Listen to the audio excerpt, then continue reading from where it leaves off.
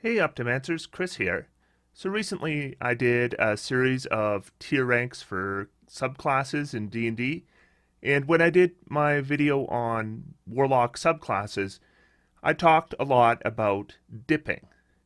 Because when you are multiclassing in Dungeons & Dragons, Warlock just tends to work better than any other class when we're talking about a single or two level dip. So quite often, instead of seeing full class warlocks, we see builds that have one or two levels of warlock in them.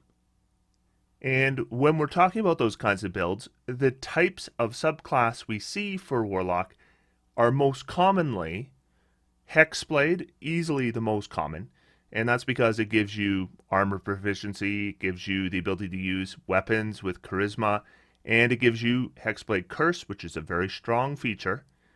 Or we see the Undead Patron. This is more recently, but the Undead Patron allows you to cause the frightened condition with attacks every turn. So, really strong. Both of these subclasses get these strong features right at level 1. So, we might see one level as a dip just for those subclass features, or we might see two levels so you can get access to Eldritch Blast and the invocations that enhance Eldritch Blast. Now, if we are going straight class Warlock, then optimally we actually have maybe two different subclasses that kind of stand out. And I think those are the Genie Patron and the Fiend Warlock. And so in my next two build videos, I want to go over what we would do if we wanted to go straight Warlock. And the reasons why we might want to go straight Warlock is because, first off, invocations are very good, and we're going to get more of them, and we can do more things when we can get more than two invocations. Second thing is, and this is maybe the main reason, we want to get access to those higher level spells sooner. I can take two levels of Warlock and then go Sorcerer, and eventually I will get ninth level spells if we go to level 19. But if I go straight Warlock, I'm getting each level of spell two levels earlier than if I did that multi-class. So although you have less spell slots, you do access those more powerful spells sooner. And the final reason why we might want to go straight Warlock is if we are choosing a subclass that gets strong features later on, we get to access those strong features. And that's why I've kind of pointed out the Genie Pact and the Fiend Warlock both get really strong features later on.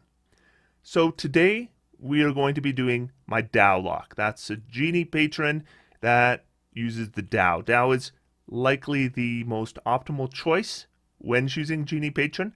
Now I will say that regardless of what choice you make, if you choose Genie Patron, you're fine because Genie Patron is really good on its own. But the choice of Dao as a specific type of Genie as your patron is the most optimal in my opinion. And then in my next video, I will be discussing the Fiend Warlock, what kind of things we do the same and what kind of things we would do differently than making a Genie Pact Warlock. A lot of things are the same. In either case, I do think your best bet is to focus on Eldritch Blast. Now, you can make a Warlock that focuses on weapons. I've done that. There's a build on my channel for a Hex Bow, so Hexblade that uses a bow and does critical fishing, and then you can use Eldritch Smite, and you can do a couple instances of a lot of damage. But in most cases, Eldritch Blast really is the best way to go. It does a fair amount of damage. Now, Eldritch Blast, it's weird, you'll talk to people who think Eldritch Blast does a ton of damage. It doesn't do a ton of damage. It is very easy to make a weapon user do more damage than with Eldritch Blast. Pick up any class with extra attack that can get the archery combat style, take crossbow expert, sharpshooter, you're going to do more damage than somebody who is using Eldritch Blast. But the thing about Eldritch Blast is you can combine control with it. So you're not just doing damage, you're also controlling your enemy. And that is why Warlocks with Eldritch Blast have a certain niche that nobody else fills quite as well. This channel is supported by patrons. If you would be interested in becoming a patron of this channel, you can do so through Patreon. There is a link in the video description. The patrons of this channel get to see these videos early and without YouTube ads. And Archmage level patrons can join me for some D&D every month. Today I'd like to thank these top level patrons: Jeff Williams, Jad Zan, John Matera, Joseph Robideau, Joseph Van Horn, Josh Davis, Joshua Samuel Apple, Justin Bennington, Underhill, and Kurt G. Thank you all so much for your support. Let's get started.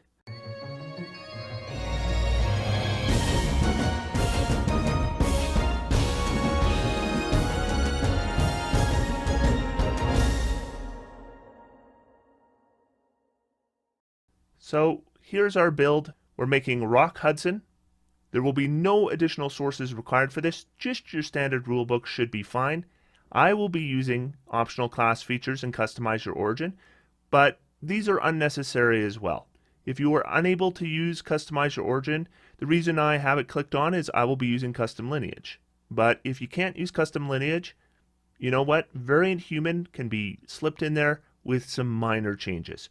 And optional class features, mainly we're just talking about a couple extra spells available. Again, not really necessary.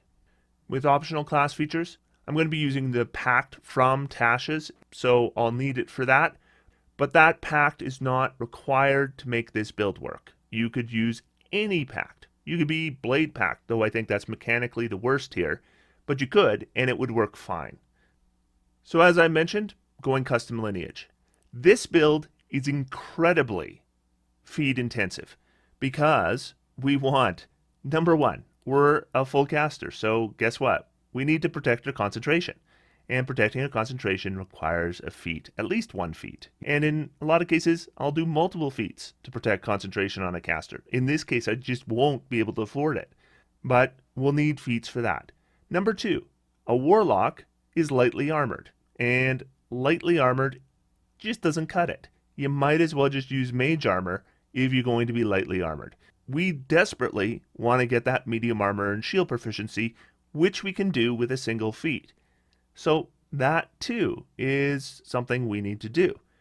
But then, in addition to that, we have all these nice feats that raise our charisma and then do something else for us, like Fey Touched and Telekinetic, both really strong on this build. So I want those too. So there's 3 different branches of feats I want to take on a class that gets no extra feats. So custom lineage or variant human, I kind of think you just got to go that way. The size doesn't matter. You could be medium sized or small sized. It's not really going to make much difference. Ability score increase, of course, should be charisma. You need to increase your charisma by 2 here. And the feat I'm going to recommend starting with is Fey Touch Charisma. Now, I can definitely see an advantage in grabbing moderately armored off the bat and get that armor class. It makes a big difference on your armor class. The reason why I want to get Fey Touch Charisma as soon as possible, it is going to provide us a free casting of a first and a second level spell. I think it's fairly obvious how that would have a bigger impact at low level than it will at high level. A first level Warlock gets 1 first level pact slot. That means 1 first level spell per short rest. So if we have a day of adventuring where we have 1 short rest, we would normally have 2 first level spells. This will give us 3 first level spells and a second level spell. That's quite good for first level. Now the second level spell is automatically Misty Step. That's not a problem. Misty Step is a good spell. And what's more is, although Misty Step is a Warlock spell, it's a spell I tend not to take with Warlocks, or at least if I do, I take it for a couple levels and then I drop it, because once my pack slots get to 3rd, 4th, 5th level, I don't want to be spending 5th level spell slots to cast Misty Step. So you end up giving them up because you don't have 2nd level slots. So being able to cast it for free once per day is great. As for the other spell, I think the 2 spells that kind of jump out as being good options here are Bless and Command. Now, Bless, I'd say, is potentially the better spell at lower levels. We don't have a whole lot we're going to be concentrating on, and Bless is really strong. And the other thing about Bless is it stays good, even at high levels. And you don't even need to upcast it. It's good as a first level spell.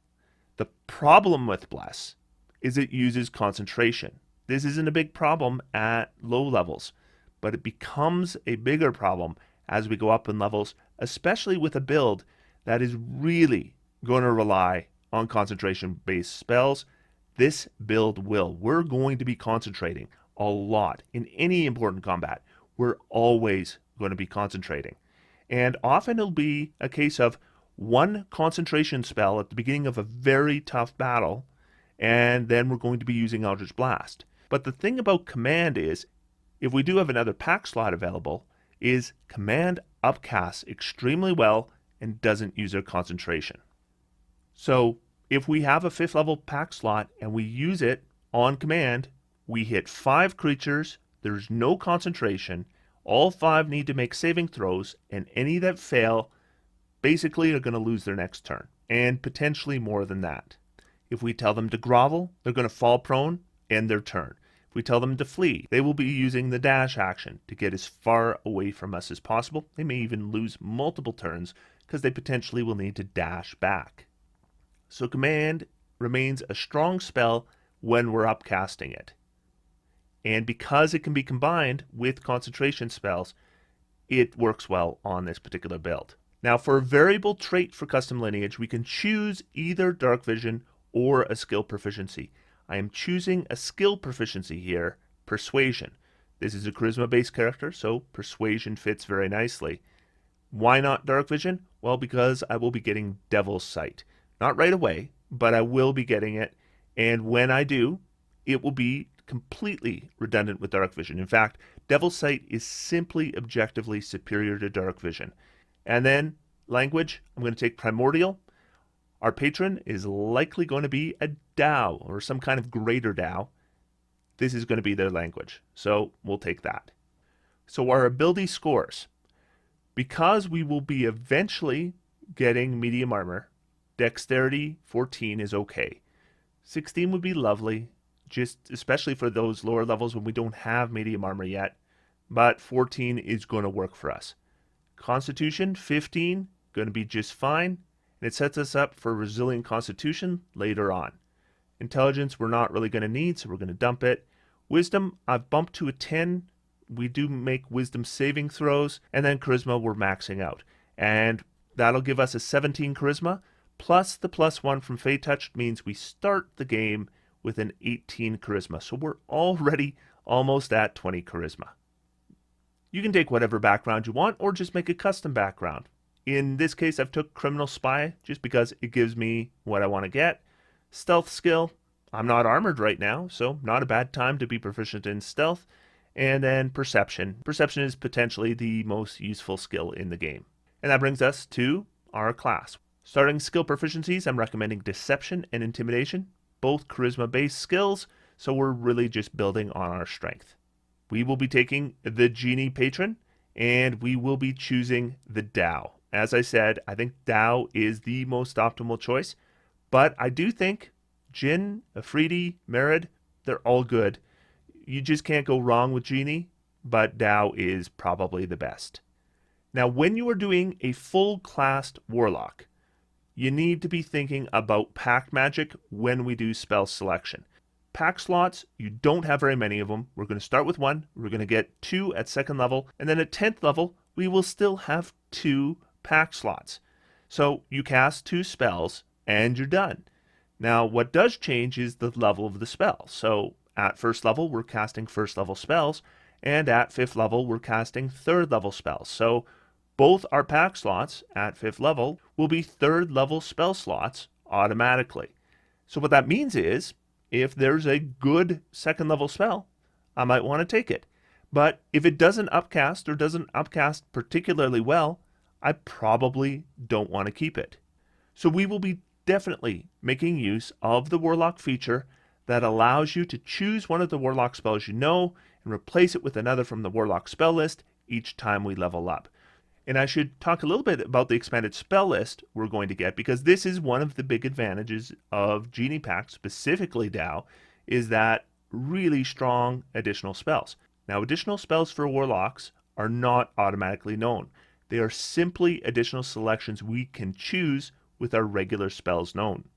With the Dao, we get Detect Evil and Good and Sanctuary as first level options, Phantasmal Force and Spike Growth as second level options, Create Food and Water, Melt into Stone as third level options, Phantasmal Killer and Stone Shape as fourth level options, Creation and Wall of Stone as fifth level options, and Wish as a ninth level option. Now, the most obvious one here to me is Spike Growth. Spike Growth for Warlocks is fantastic.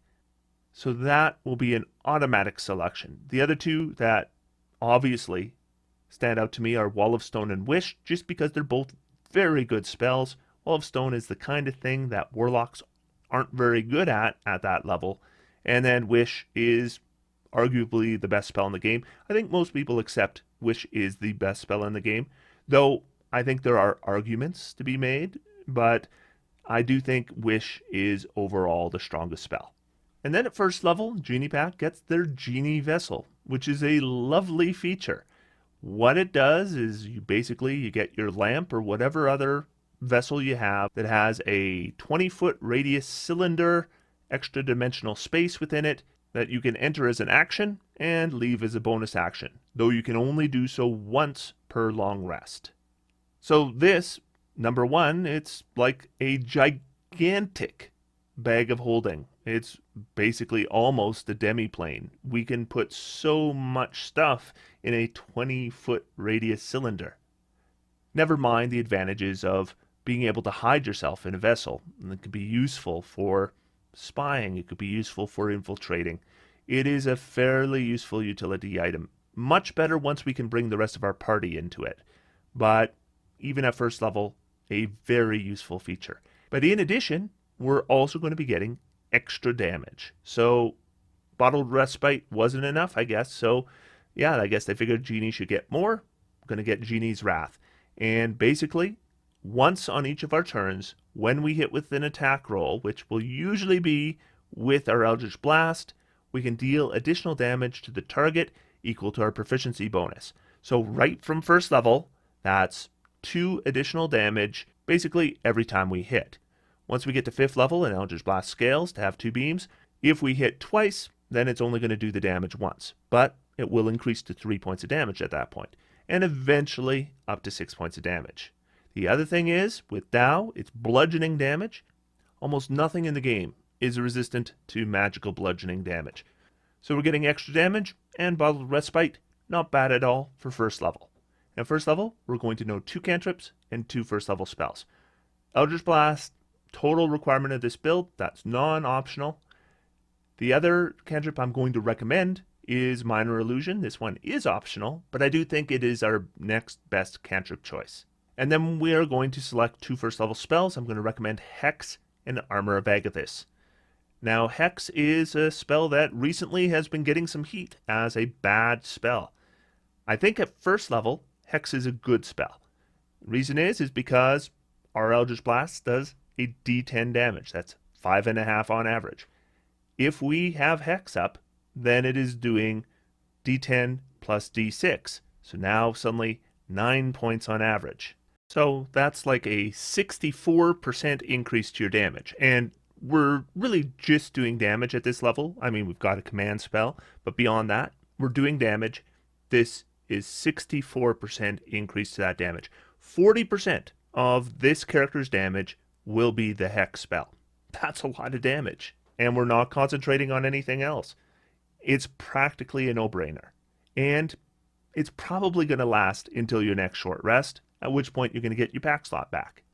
Now, Armor of Agathis is, first off, it's a good spell if you use Rest Tricking. Now, the rules on Warlock say that they get their pack slots back at the end of a long or short rest. So, in theory, 1 minute before the end of a long or short rest, you could use any pack slots you happen to have available, and then you would recover them at the end of that rest. So if you use Rest Tricking, that's what you do, is at that point, you cast your Armor of Agathis.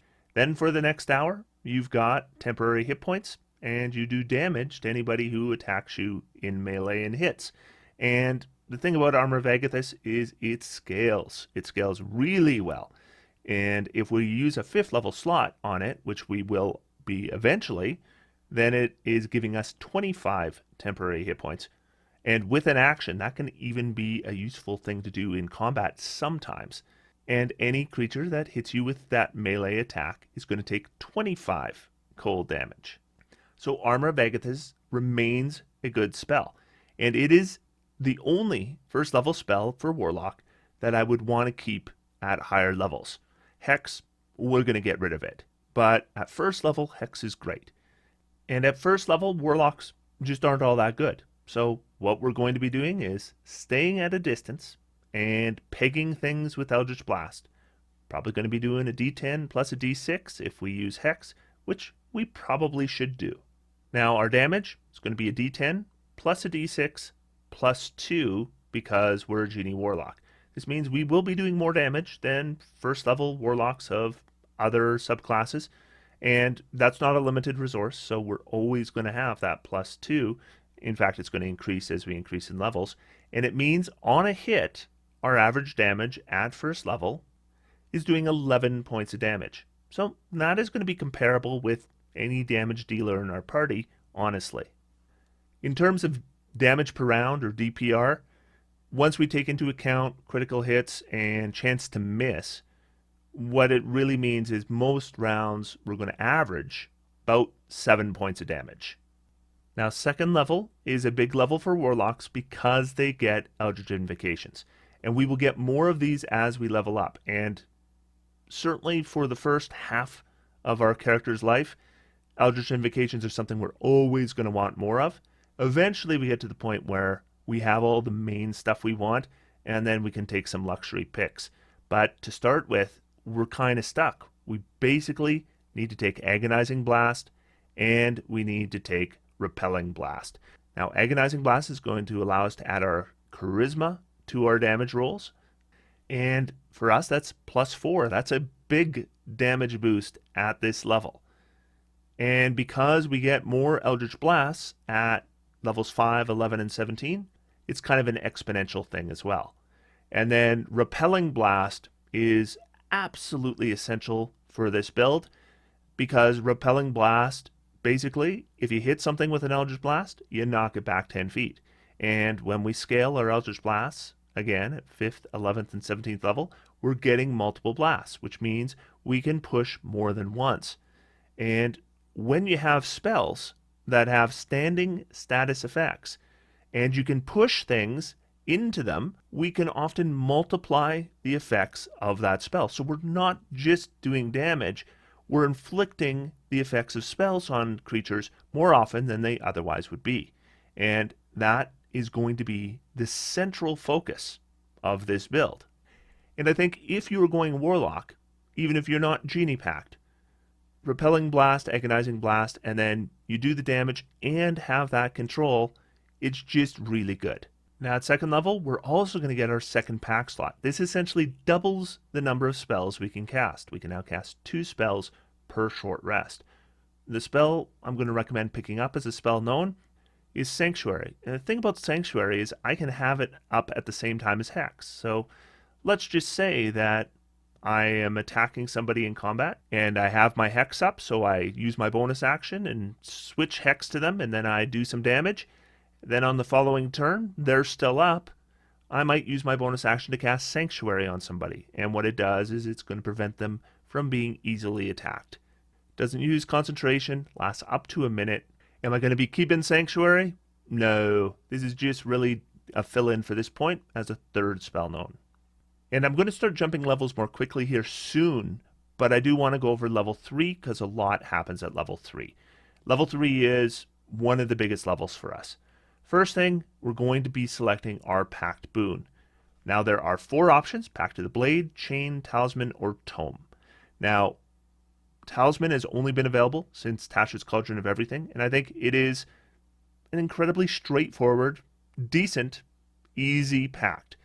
And Blade is more if you want to use weapons. This character does not want to use weapons. Chain gives you Find Familiar with an improved Familiar, which is fantastic, because Familiars are already good. And then Pact of the Tome can give you cantrips from any class, and then with an invocation you can get ritual casting. That is very useful as well. For this build, I am going to recommend the straightforward talisman. Why? Well, because we can only really get one way to boost our concentration with this build through feats, because we can't afford a lot of feats. But talisman gives us another way to boost our saving throws.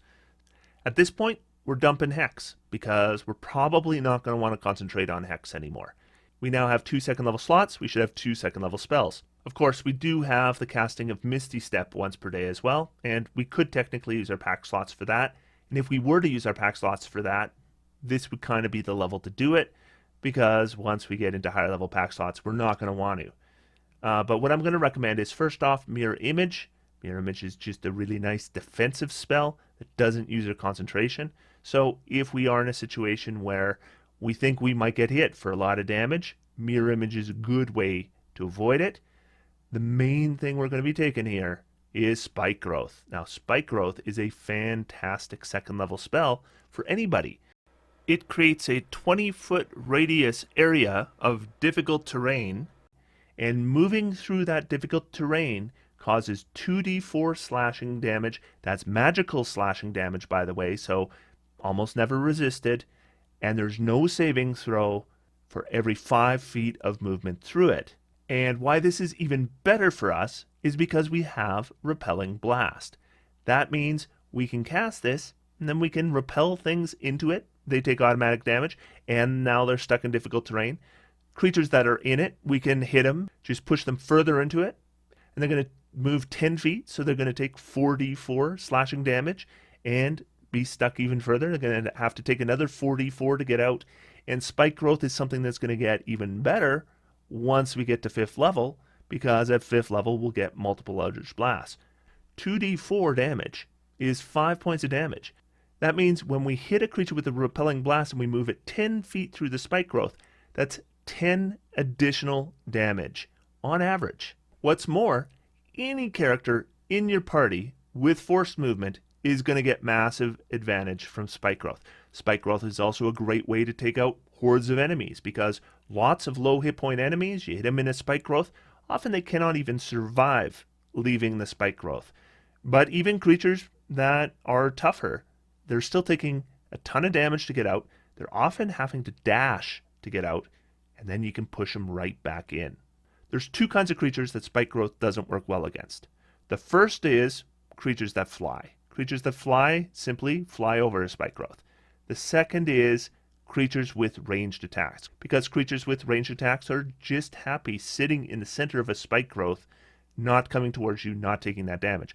Though, with our Eldritch Blast, we can still push them through it and deliver force damage that way. Now, the issue with this character is our armor class still sucks. So we need to take care of that, and that's what's going to happen at level 4. We're going to grab the moderately armored feat. Now we're going to be able to wear half plate and a shield, which we may be able to afford right away, but at least we can get scale mail and shield at this point, and we're going to get a +1 boost to our dexterity score. Now that doesn't bring us to the next ability score modifier, but it does open up options later on. And then at level 5, we're going to get an additional Eldritch Invocation. And here's where I recommend picking up Devil Sight for Vision in Darkness, magical or non-magical, to a distance of 120 feet. Now, you can definitely combine. If you want to grab Darkness as a spell, you can combine the two. Then you can potentially get advantage on attacks against enemies, and they have disadvantage on attacks against you. That does use your concentration, so it means suddenly our Repelling Blast combinations no longer exist. I generally am thinking with this build, not worth it. We're the ones setting up those status effects to push things into. But if some other party member wants to raise Darkness, we're on board. And Darkness and Magical Darkness, fairly common in the game, so we're going to be able to deal with it. Just a useful thing for us to have now that we have the necessary Agonizing Blast and Repelling Blast out of the way. I'm liking Mind Sliver as a cantrip at this point. This is a cantrip that doesn't require a hit roll, so if for some reason we don't think we're going to be able to hit an enemy, well, we can still hit them with a Mind Sliver, and they make an intelligence save, which is not easy to do, or take damage and have a penalty on their next saving throw. By level 5, we definitely don't want Sanctuary anymore. We're not going to be wanting to use 3rd level slots on a Sanctuary spell. And that is going to give us 3 3rd level spells known. And the first one I'm going to recommend is Counterspell. Obviously, useful spell. Now, there's been a lot of question as to how useful it's going to be after Wizards does their release that is going to basically rewrite a lot of the monsters in D&D. And a lot of the ones that have combat spells are going to be rewritten as just actions instead of spells. I still think Counterspell is going to be worth it because, as far as I understand, nothing in the monster manual is being changed at all. So there's still going to be lots of monsters with spells, and frankly, DMs, they'll make NPCs with spells that are going to attack you. There will be still spells to deal with, I think. I may be proven wrong. Maybe a few months into next year, we'll decide Counterspell isn't such a great spell anymore. I'm not convinced. I think I will be continuing to take it for now, and if I find it becomes a useless spell, then I'll start taking something else. But frankly, I'd rather have it and not need it. Second one I'm going to be taking, Hypnotic Pattern. Yeah, I love Hypnotic Pattern. 30-foot cube. All creatures within, making wisdom saving throws. If they fail, they're incapacitated. They have a 0 movement, and they get no additional saves as long as the spell lasts. Only way to wake them up is either to jostle them using your action, or if they take damage. And we will be selecting Fear. Now, Fear, you might wonder why we would take Fear and Hypnotic Pattern. One issue with Hypnotic Pattern is if you cast it on flying creatures, they fall. Because once their speed is 0, then they immediately fall unless they have hover. Now, normally, creatures that are flying, when they fall, that can be a good thing. But with Hypnotic Pattern, it can actually be a bad thing. Because if they fall 10 feet or more, they will take damage. And if you are under a Hypnotic Pattern and you take damage, you immediately break out of the Hypnotic Pattern. And then you're not controlled anymore. The advantage of Fear is, when we use it against flying creatures, and assume we will be able to fly, and so we will be able to use Fear on flying creatures even if they are higher than 30 feet in the air, then they will not fall. They will just dash away. And thus we maintain our control on them. I just want to highlight level 6 here because this is something that Genies get that is amazing. So, at 6th level, first off, we're going to get resistance to a damage type. What are we going to get? Resistance to bludgeoning damage. A lot of creatures do bludgeoning damage. We're going to have resistance to their damage. And that on its own would be decent. But in addition, as a bonus action, we can give ourselves a flying speed of 30 feet that lasts for 10 minutes, for which we can hover. Bonus action means we can combine this with our Eldritch Blast or a spell. And this is concentration free. We can do this a number of times equal to our proficiency bonus. At this point, that will be 3 times per long rest. And with a 10-minute duration, that might even cover multiple combats. Essentially, we're going to have flight whenever we need it. Concentration free with hover. Amazing as a 6th level feature. But I should also talk about 7th level just to discuss spell management. At this point, Armor of Agathis should be the only 1st level spell we have. We want to keep it. 4th level spell for Armor of Agathis, 20 temporary hit points, 20 points of damage to creatures that hit us with melee attacks.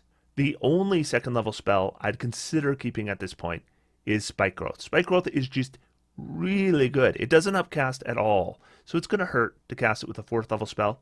But when we are doing double Eldritch Blast with Repelling Blast, Spike Growth just really good.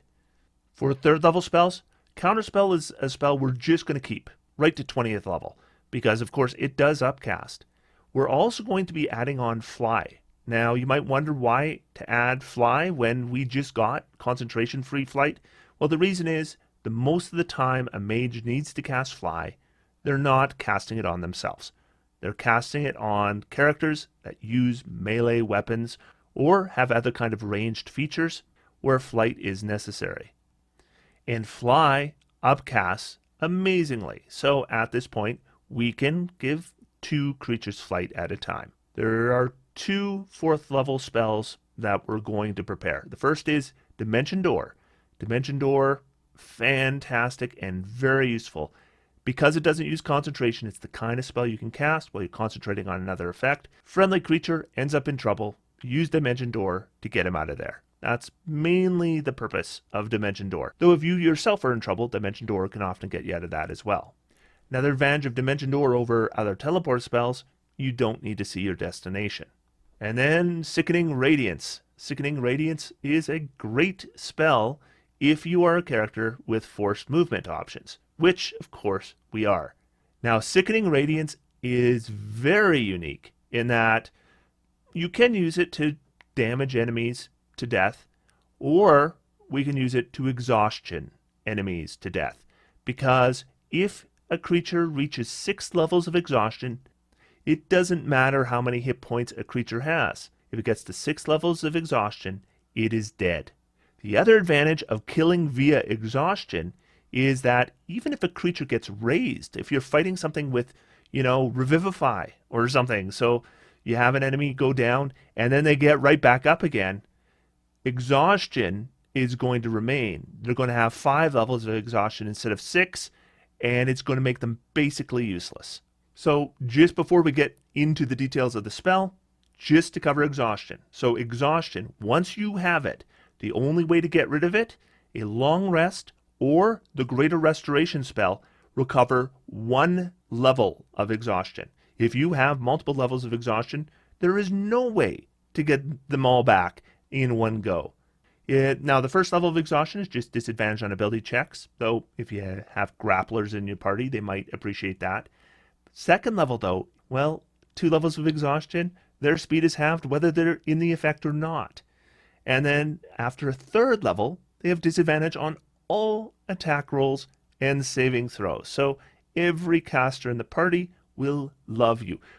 3 levels, the fight is over. I mean, after that, hit point maximum halves, speed reduced to 0, death, whatever. By 3 levels of exhaustion, the fight is over. So with that in mind, let's look at Sickening Radiance. 30-foot radius sphere, can be cast on the ground, can be cast in the air, so definitely works against flying creatures as well. Huge area, so not easy to get out of. When a creature moves into the spell's area for the first time or starts its turn there, they make a Constitution saving throw. If they fail their saving throw, they take 4d10 radiant damage. I mean, no big deal, right? I mean, it's a little bit of damage, it's fine. But they suffer a level of exhaustion. Also, they gain no benefits from being invisible. The light and any levels of exhaustion caused by the spell go away when the spell ends. So we're going to want to keep this up for the entire combat. Concentration up to 10 minutes. That should not be a problem as long as we don't lose concentration. Now, what happens? Well, we cast this on a bunch of enemies. They all make their saving throws. So let's say 1 fails. So now it's got 1 level of exhaustion. What's it going to do on its turn? It's going to run out of the area. Then what are we going to do on our turn? We're going to repelling blast them right back in. What's going to happen? They're going to make a saving throw immediately. Okay, so let's say they fail that one. Now their speed is halved. And on their turn, at the beginning, they will make another saving throw. And if they fail that one, game over. And of course, you know what? If they're making some of these saving throws, we're just going to keep doing it. Every turn, they should either be stuck in the area and make 1 saving throw, or try to get out of the area, in which case we can force them to make a 2nd saving throw. When is Sickening Radiance the right choice? In long battles. If we can finish off an enemy in a couple rounds, Sickening Radiance isn't the way to go. Sickening Radiance is for the long game. We're facing something with massive defenses. Maybe its armor class is insane. Maybe it just has a ton of hit points. That's when we want Sickening Radiance. We just keep those Constitution saving throws going and going and going. Every time they fail one, it just gets a little bit worse. And then they hit level 3, and basically the fight is over. I mean, depending on the creature, arguably when they hit level 2, the fight is over, when their speed is halved, and there's no way out of that. The other thing at level 7, we get another Eldritch Invocation. And if you haven't figured out that our concentration is important at this point, it's really important. Spike Growth, Sleet Storm, Sickening Radiance, these are spells we need to keep up. If Sickening Radiance goes down, basically all the good we've done in terms of exhaustion immediately gone. Must keep up. Eldritch Mind gives us advantage on that saving throw. But also, when we get to level 8, we need to protect our concentration again. So we take Resilient Constitution, and that is going to give us both proficiency and advantage on those saving throws. So with a +6 Constitution save with advantage, that Sickening Radiance should be pretty safe. Let's talk level 9 and 10. So we're going to get another Eldritch Invocation at level 9. And what I'm going to recommend here is we're going to get Grasp of Vidar. What this will allow us to do is when we hit a creature with our Eldritch Blast, we can move that creature in a straight line 10 feet closer to you. Why do we want to do this? Well, sometimes a creature's on the wrong side. Repelling Blast only goes one direction, away. Grasp of Vidar gives us the option of going the other direction. So if they are pulling out of the other side of the Sleet Storm or the Sickening Radiance or whatever else, we can pull them back in that way. Or if something's right at the edge of, let's say, our Sickening Radiance, well, we can use an Eldritch Blast, hit it, use our Grasp of Vidar to pull it out of the Sickening Radiance, and then we can use our Repelling Blast on the same Eldritch Blast to push them back in. And they have to make another saving throw. Now you'll need to talk to your DM a little bit about the order in which these things occur. In Xanathars, generally when things happen at the exact same time, the recommendation is the player just chooses. In this case, I would choose Grasp of Vidar, pull him out, Repelling Blast, push him back in. I should also mention at level 9, our pack slots have maxed out at 5th level. From now on, whenever our pack slots actually scale, it will be additional pack slots. So we'll eventually be getting beyond 2, but at this point, we still only have 2. Armor of Agathis, we are going to keep. Now, again, mainly for rest tricking, I'm not sure I'd be using one of 2 pack slots on Armor of Agathis at this point. But you know what? Once we get more pack slots, maybe. Now, I just can't recommend any second level spell once we're to this kind of level, because even Spike Growth, really, really good. It's not worth a 5th level spell slot. But we need to pick up some 5th level spells. And the first ones I'm going to recommend picking up, number 1, Synaptic Static. Basically, size of a fireball, but we're going to do psychic damage. They're going to make intelligence saves instead of dexterity saves. And if they fail, it's a d6 minus on all their further attacks for the next minute, which will be the rest of the combat.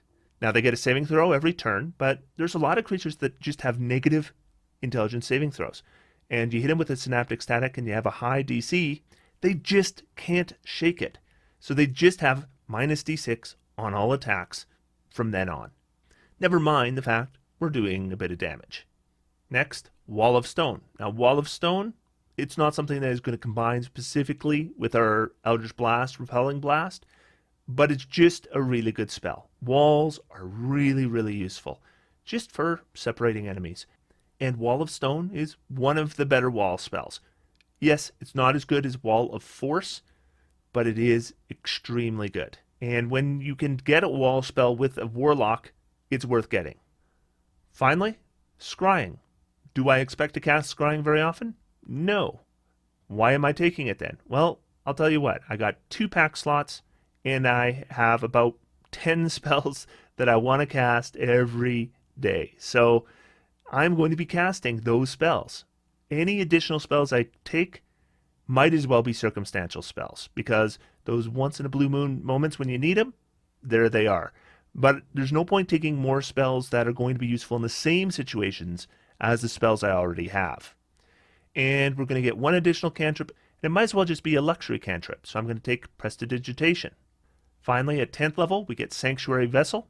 This allows us to bring up to 5 willing creatures. Hopefully that's our entire party, and they can come into our vessel with us, and we can take a short rest in 10 minutes. Why is there a big advantage to this? Because sometimes spells we have or effects we have limited duration that is more than 10 minutes. So let's say we have Armor of Agathis up. Well, we could take a short rest for 10 minutes, get that spell slot back, and the Armor of Agathis is still up for 50 more minutes. This becomes an even bigger deal once we get into higher levels. Let's say somebody has a shape change spell up. That's a 9th level spell, and a very potent one. Well, the last thing they want to do is take a 1 hour short rest, because it has a 1 hour duration. But if the party really needs a short rest, 10 minutes, that can probably be worked out. So levels 11 and 12, first off, level 11, one really big thing that happens there is we get our 3rd pact slot. That means 3 spells per short rest. Plus we're going to get an additional spell, and that spell is Mystic Arcanum, 1 6th level spell that we can cast once per long rest. And the one that I'm pretty much always going to take with any Warlock, if I get to this level, is Mass Suggestion. You will find a use for Mass Suggestion every day. It doesn't use concentration, so it's not going to interfere with your concentration spells, and you're never going to need a different spell. It's something you can just keep to 20th level, and it's still going to be good. Invocation at 12th level, I'm going to take Protection of the Talisman. This allows us, whenever we fail a saving throw, or whoever is wearing our talisman, most of the time I think it'll probably be us, we can add a d4 to the roll, and that potentially turns that failure into a success. This is going to combine if you have a bless spell on you, if you have bardic inspiration, all these things combine. Furthermore, this should make it so unless we take an absolutely obscene amount of damage in a single hit, we should always be able to make a concentration save, even if we're unlucky. Now, ability score improvement. Need to talk about this because there's so many different ways to go. First off, currently we are sitting on an 18 charisma, so we could just bump that up to 20. Second thing we could do is we could take a +1 to charisma feat like telekinetic, because telekinetic just works well with the kind of thing we're doing with this build. If we're pushing a creature into a sickening radiance, well, we can push a different creature in with our telekinetic with a bonus action. Or there's Crusher. If we really just want to increase the amount of pushing and pulling we do on a single creature, Crusher allows us to push them in any direction. And because we're a Dao Warlock, we are adding bludgeoning damage to one of our Eldritch Blasts. And therefore, we can use Crusher with it. So, Charisma, Telekinetic, Crusher. Admittedly, I kind of want them all. But you know what? I'm not using my bonus action a lot. And I do think Telekinetic is the way to go here. The reason why I want Telekinetic rather than Crusher is because Telekinetic doesn't have to be on the same creature. Crusher does. Now, Crusher doesn't have a saving throw, and that's really nice. And there are some things you can do potentially with Crusher in order to push creatures further into the air using your repelling blast, and then they fall and take damage. But the thing about Telekinetic is we're often fighting multiple creatures. We're at high level. It's very seldom we're going to be fighting one really tough creature. We're often going to be fighting several creatures at the same time.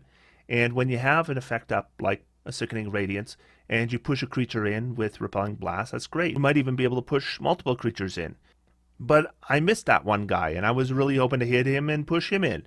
Well, Telekinetic gives me another chance. And I do think at some point you want to pick up Banishment. Banishment's a 4th level spell, but with our pack slots, we'll be able to hit 2 creatures with it because we're upcasting it to 5th level. Banishment is a pretty good spell, especially upcast. And it is good to be hitting Charisma saving throws because we have multiple spells that hit Wisdom. Like we have Hypnotic Pattern, we have Fear. We have spells that hit Constitution, like Sickening Radiance. We have effects that affect Strength, like our Telekinetic ability. We have effects that hit Intelligence, like Synaptic Static. So Charisma is pretty much the only one we have left. There's Dexterity as well. And of course, another really important thing that happened at 11th level is we got our 3rd Eldritch Blast. That means 3 Repelling Blasts in a turn. Now, we still only have 1 Grasp of Vidar, so we can only pull once, but we can push up to 3 times. And with Telekinetic, of course, we now have an additional push or pull effect. Our armor class actually should be 19 by this point, plus any magic boosts. A couple more levels bring us to 14th level. 14's a really nice level for a Genie Pact Warlock. So we're going to get our Mystic Arcanum 7th level. So actually, this is really good for any Warlock. Once again, I always recommend the same thing here. Force Cage is the clear standout. There's nothing here that comes even close to what Force Cage is. Force Cage Basically, you can trap a creature in it. It does not get a saving throw, and it is really hard for it to even teleport out. And there is no concentration, so they can't even interrupt your concentration. And the duration is really long. We also have the choice of making a solid box or making it a barred cage. So if we want certain effects to be able to go in and out, we can do that too. And then we get Limited Wish, fantastic feature that is available to any Genie Pact Warlock. So you don't have to be Dao for this. You use an action, you speak your desire to your Genie's vessel, requesting the effect of one spell that is 6th level or lower and has a casting time of 1 action. Spell can be from any class's spell list. You don't need to meet the requirements, including costly components. The spell simply takes effect as part of this action. Once you use this feature, you can't use it again until you complete D4 long rests. You know what's big here? This isn't a spell. We don't cast a spell here. We ask for an effect of a 6th level spell or lower, and it simply happens. That means no counter spell. And we're essentially getting part of the best part of Wish. We have access to just a massive number of spells. Now, one limitation here that Wish doesn't have is the limit of casting time of 1 action, but here we can avoid costly components, so that is nice. So I'm going to be asked what spells I'd use with Limited Wish, and it really depends on the situation, but I'd probably make myself a list of kind of choice spells. Greater Restoration would be on that list. Heal would be on that list. Wall of Force would be on that list. Probably Circle of Power would be on that list. That'd kind of be my short list of go-to spells. But of course, for utility, it could be anything, right? It really depends on your situation. Now, the thing about pact spells is that we're stuck at 5th level now. So we're just adding more known spells.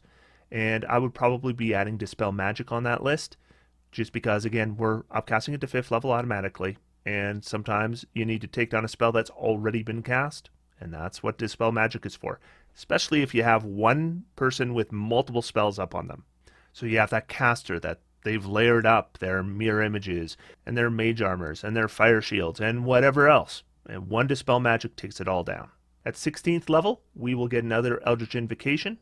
Rebuke of the Talisman's fun here in case something gets a little uppity and gets in your face, or as a way to provide force movement for another party member. So if you put this on a front liner and they are hit by an attack, we can use our reaction to deal a tiny bit of damage, but then we can push it 10 feet away. And pushing and pulling is what we do.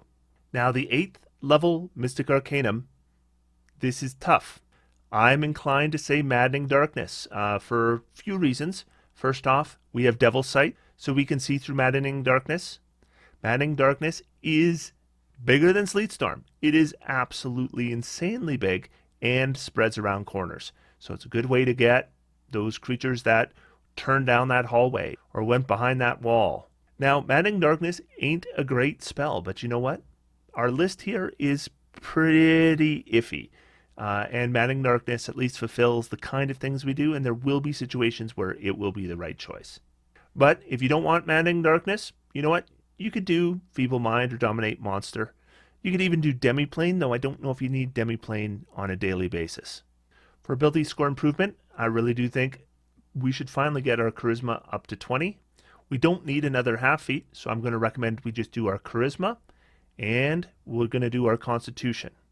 Now this puts our Constitution to an odd score, but, you know, just to kind of zip ahead, at level 19 we're going to get another one, and then what we'll do is we'll take Crusher at that point, and then that is going to give us our Constitution modifier, and we're going to be able to do that additional force movement. So now we're going to have Telekinetic, Crusher, Repelling Blast, and Grasp of Vidar every turn.